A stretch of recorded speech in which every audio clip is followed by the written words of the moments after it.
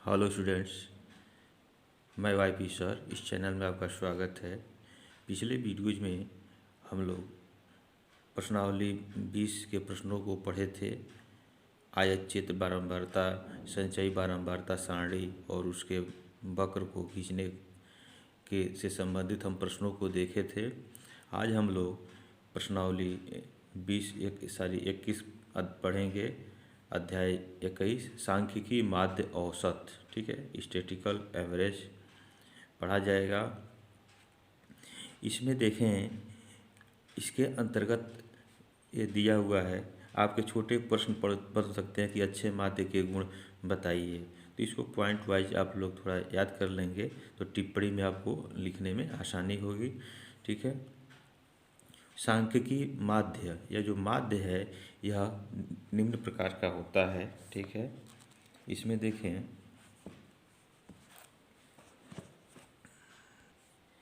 माध्य में निम्न होते हैं। देखें, समांतर माध्य, माध्यिका, अरिथमेटिक मीन, मीडियन, बहुलक, मोड, ठीक है। ज्योमेट्रिक मीन, गुणोत्तर माध्य, हरात्मक माध्य, हार्मोनिक मीन। तो हम लोगों को पढ़ना है समांतर माध्य यानी अरिथमेटिक मीन, माध्यिका मीडियन पढ़ना है, बहुलक, मोड, ये 3 पढ़ने हैं, ठीक है। ये आपके कोर्स में है, ठीक है। गुणोत्तर माध्य, ज्योमेट्रिक मीन और हार्मोनिक मीन हमें नहीं पढ़ने हैं।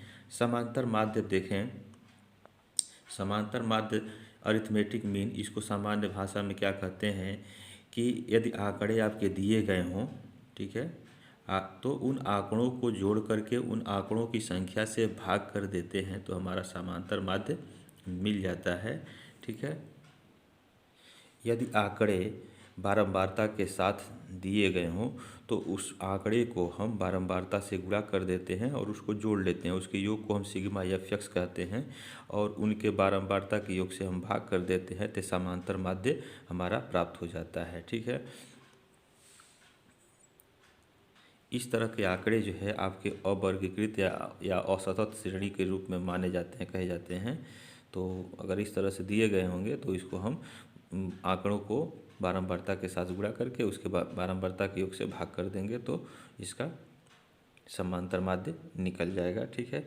अब इसके बाद से यदि आंकड़े वर्गीकृत हों, ठीक है, एक सीरीज में दिए गए हों, सतत हों, तो उनमें हम क्या करते हैं, वर्गांतर जो दिए गए रहते हैं उनसे उनका हम मध्य बिंदु निकाल लेते हैं और फिर बारंबारता मिलेगा तो बारंबारता और मध्य बिंदु से गुणा करके हम एफ एक्स निकाल लेंगे और फिर बारंबारता के योग से हम भाग कर देंगे तो समांतर माध्य हमारा निकल जाएगा, ठीक है।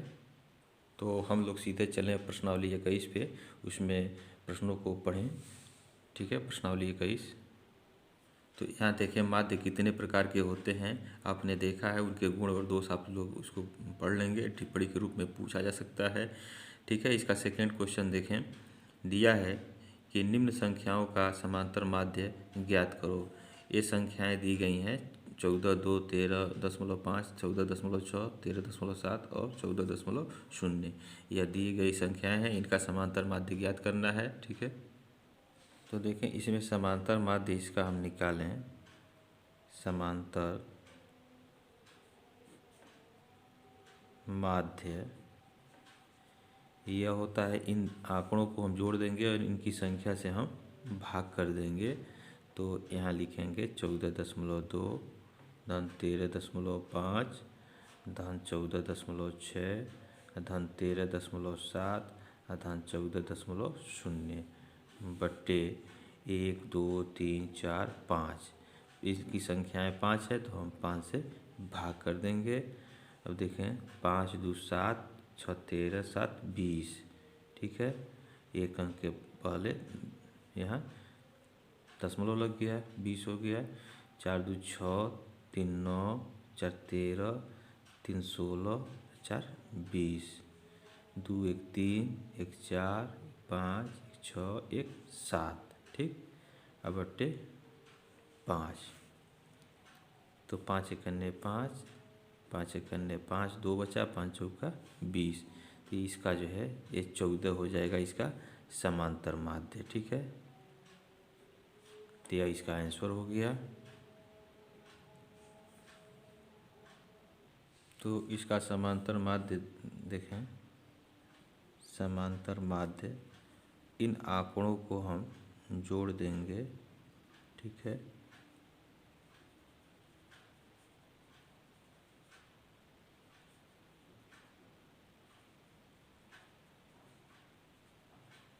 प्लस 115 और प्लस 26, 1 2 3 4 5 6 7 8 9 10 11, 1 2 3 4 5 6 7 8 9 10 11 है।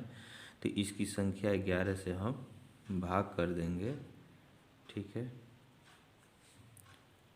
तो इसका योग जो है आपका 539 हो जाएगा बट्टे 11। अब इसमें 11 से भाग करें तो 11 चौका 44 और 9 53, तो 99 बचा, 11 नवा 99।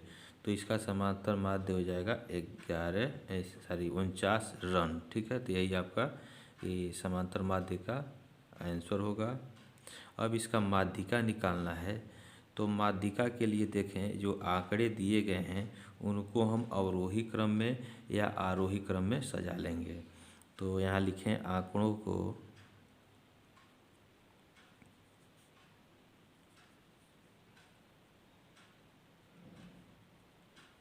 आरोही क्रम में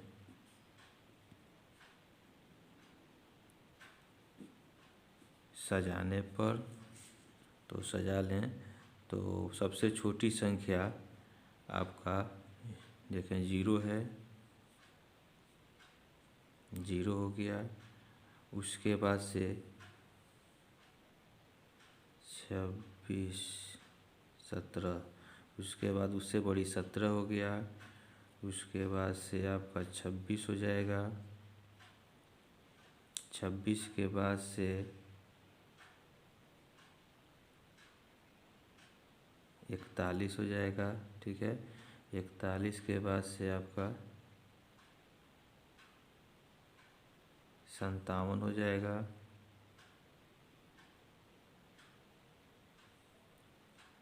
अब देखें ये 26 आपका और संख्याएं हैं ना, तो यहाँ 17 आपका एक ही है और 26 आपका 1 2 3 है।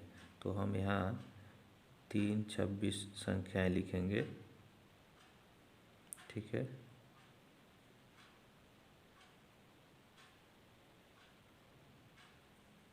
तो यह हो जाएगा 26 26 26।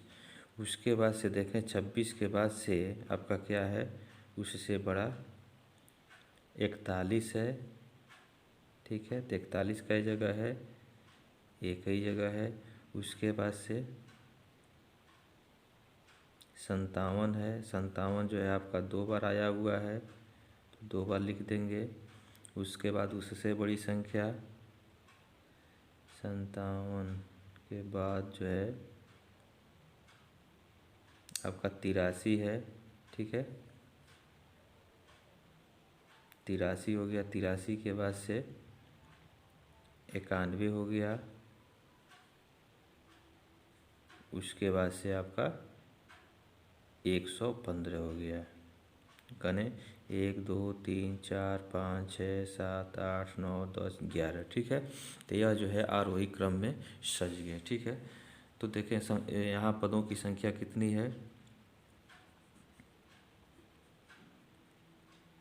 पदों की संख्या 1 2 3 4 5 11 है ना, n बराबर 11।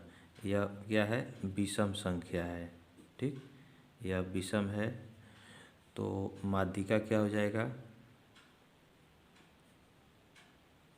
माध्यिका होगा an + 1/2वां पद जो है माध्यिका होगा, ठीक। तो an जो है 11 हो जाएगा, इसमें 1 जोड़ देते हैं, बट्टे 2 कर देते हैं वहाँ पद। तो 11 1 12/2 वहाँ पद, तो 12/2 यानी 6वां पद। तो 6वां पद जो होगा वो माध्यिका होगा। तो छठवां पद देखें क्या है इसमें, 1 2 3 4 5 6, 41 आ रहा है। तो 41 जो है इसकी माध्यिका हो जाएगी, ठीक है। इसलिए माध्यिका बराबर 41।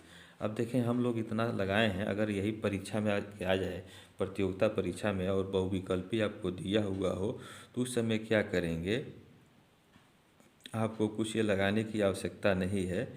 अब देखेंगे कि विषम और माध्यिका निकालने के लिए इसको अवरोही में, घटते हुए क्रम में या आरोही क्रम में इसको सजा दें, बढ़ते हुए क्रम में। और इसमें पदों की संख्या अगर विषम है, जैसे 11 है, तो बिल्कुल बीच वाली संख्या जो है इसकी माध्यिका होगी। तो यह कब तय करेंगे, जब इन आंकड़ों को हम जो है बढ़ते हुए क्रम में इसको सजा लेंगे। तो अब जैसे 11 संख्या है, तो बीच वाली संख्या जो है कितनी होगी, 6 हो जाएगा, ठीक है। तो 1 2 3 4 5 6, इधर जो है 2 2 5 को इधर छोड़ दिए, और इधर भी 5 को छोड़ दिए, और बीच वाली संख्या हम डायरेक्ट ले लेंगे, ठीक है। तो इस तरह से हम प्रतियोगिता परीक्षा में बिना लगाए ही हम उसको कर सकते हैं चंद मिनटों में। तो यह इसका हल हो गया, ठीक है। अब इसके बाद से पूछ रहा है बहुलक, बहुलक मोड, ठीक है। तो बहुलक पूछ रहा है, तो देखें इसका बहुलक, बहुलक में वो संख्या वो आती हैं, जैसे आंकड़े हम देखते हैं, जो आंकड़ा सबसे अधिक बार आता है वही वही आंकड़ा जो है वो बहुलक कहलाता है, मोड कहलाता है। अब इसमें हम देखें कि सबसे अधिक बार जो है ये 26 आया है, ठीक है। 26 जो है 3 बार आया हुआ है, तो इसकी फ्रीक्वेंसी मतलब 3 बार है। तो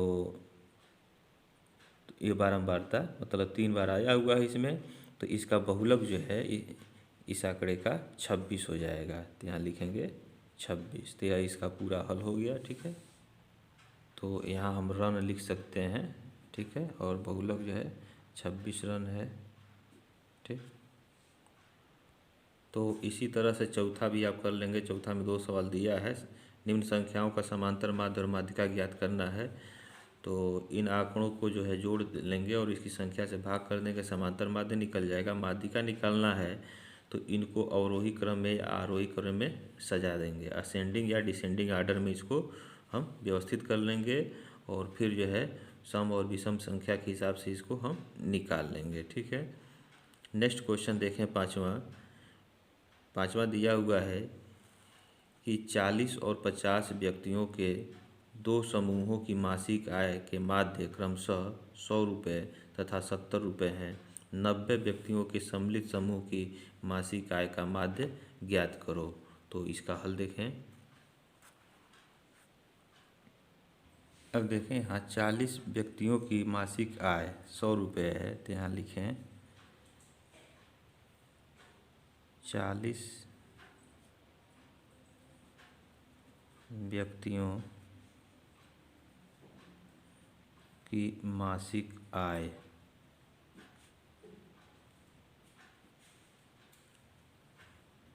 कितना है, 100 रुपये है, ठीक है। इसलिए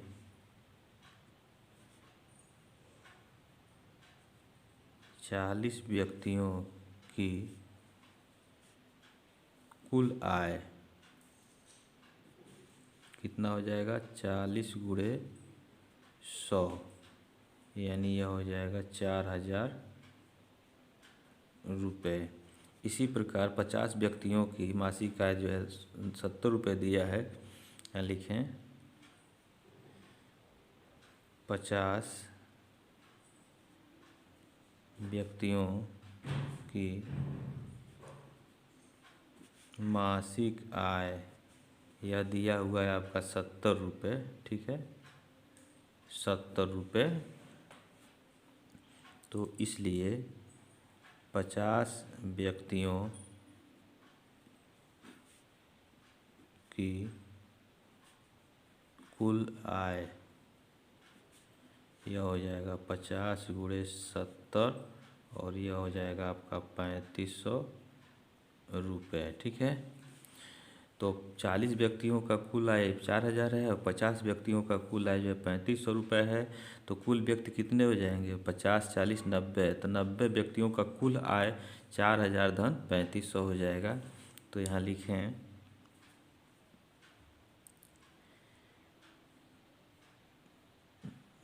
90 व्यक्तियों की कुल आय कितना हो जाएगा? 4000 धन 3500। तो इसको जोड़ लें तो यह हो जाएगा आपका 4 3 7, यह हो जाएगा 7500 रुपये। ठीक है, अब 90 व्यक्तियों की मासिक आय अगर निकालना है तो इस 7500 में हम 90 से भाग कर देंगे। ठीक है, तो लिखें इसलिए 90 व्यक्तियों के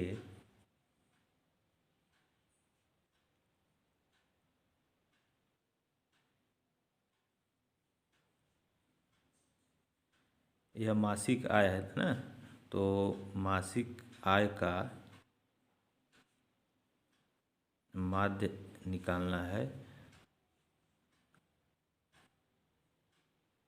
तो हम इसमें 7500 में 90 का भाग करें तो 1 0 से 1 0 कट जाएगा और यह हो जाएगा 9 8 72, 3 बचा 30 हो जाएगा, 9 3 27, 3 बच गया शेष।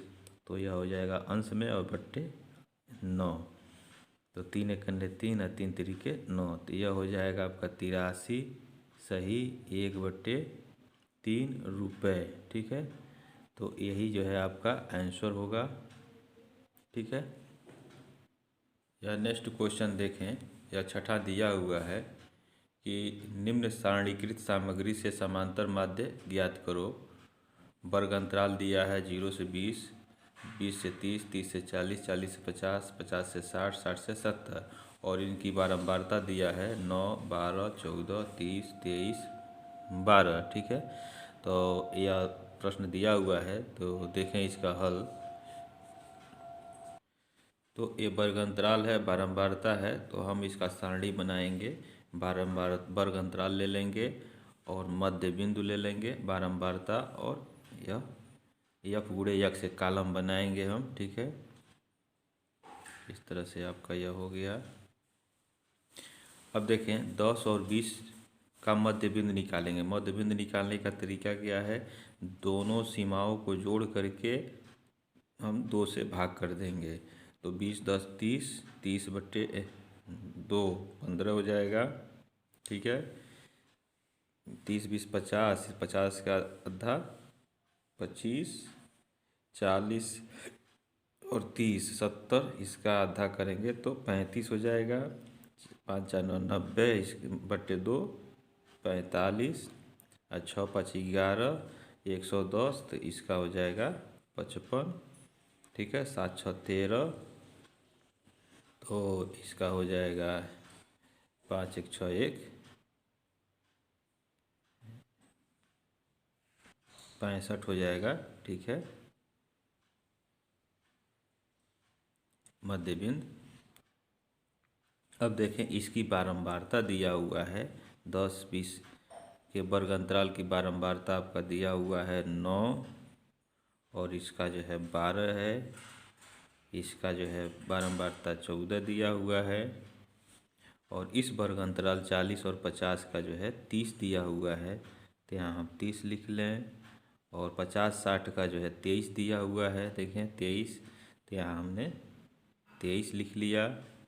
और 60 70 का जो है 12 दिया हुआ है, तो यहाँ हमने 12 लिख लिया। ठीक है, अब हम क्या करेंगे? बारंबारता का गुणा हम मध्य बिंदु x में कर देंगे। तो गुणा करें तो 9 5 45 और 9 करें 9 4 13, 135 हो जाएगा। 12 25 60 और 12 दूना 24, 6 30, 300 हो जाएगा। 14 25 70 और 14 3 42 और 7 49 490 हो गया। फिर इसका गुणा करें 3 5 15 और 3 चौका 12 1 13 और 0 1350 हो जाएगा। ठीक है, अब 55 गुणे 23 का करें, यह हो जाएगा आपका 1265। इसका गुणा करें तो 12 25 60 और 12 छक 72 और 72 6 78 780।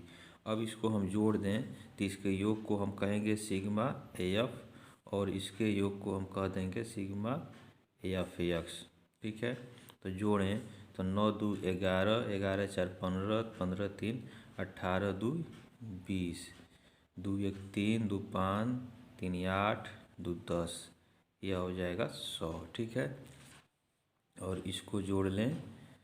ठीक है, तो देखें 5 5 10 8 1 9 6 15 5 20 9 29 31 2 32 3 बचा 7 3 10 10 2 12 3 15 4 19 1 20 2 22 1 23 2 हो गया 2 1 3 1 4, यह हो जाएगा 4320। ठीक है, अब समांतर माध्य इसका अगर निकालें तो ये फार्मूला होता है समांतर माध्य का। अगर आंकड़े वर्गीकृत दिए हो गए हों तो समांतर माध्य बराबर सिग्मा एफ एक्स बट्टे सिग्मा एफ। ठीक है, तो इसका मान जो है योग दिया है 4320 और बट्टे 100। ठीक है, एक जीरो से एक जीरो कट जाएगा और यह हो जाएगा 43.2, इसका समांतर माध्य हो जाएगा। तो यही आपका आंसर होगा। ठीक है, अब इसके बाद जो है शेष इस प्रश्नावली के शेष प्रश्नों को हम लोग अगले वीडियोज में पढ़ेंगे। ठीक है, आपको कोई समस्या हो तो कमेंट बॉक्स में आप कमेंट अवश्य करें। Thank you.